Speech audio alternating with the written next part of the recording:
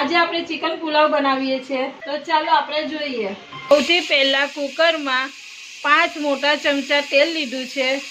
તેમાં આપણે આ સમારેલો કાંદો એડ કરીશું।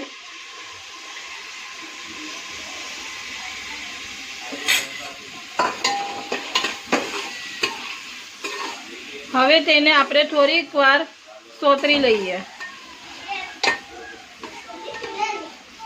લાલ થઈ ગઈ છે। હવે તેમાં આપણે 1 મોટું ટામેટું સમારેલું એડ કરીશું।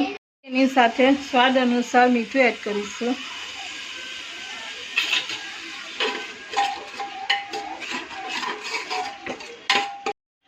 હવે તેમાં 300 ગ્રામ બોનલેસ ચિકન નાખીશું।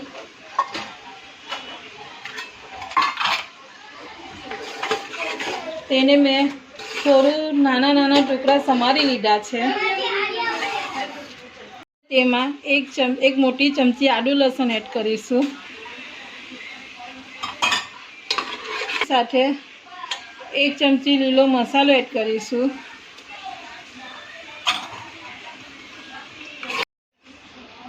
એક મોટી ચમચી મેગી મસાલો, 1 મોટી ચમચી ભાજી પાવ મસાલો નાખીશું। 1 મોટી ચમચી ગરમ મસાલો અને ધાણા જીરું એડ કરીશું।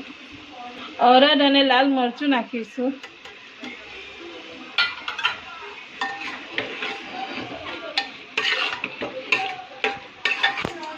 બે મોટી વાડકી પલાળેલા ચોખા એડ કરીશું।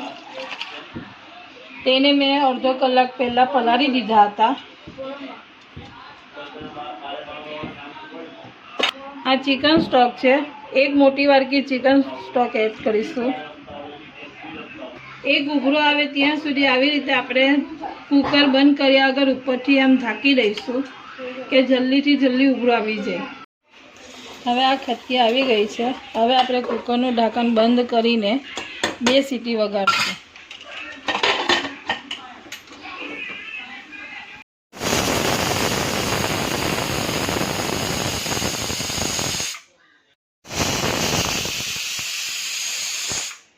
હવે આપણો આ ચિકન પુલાવ રેડી થઈ ગયો છે।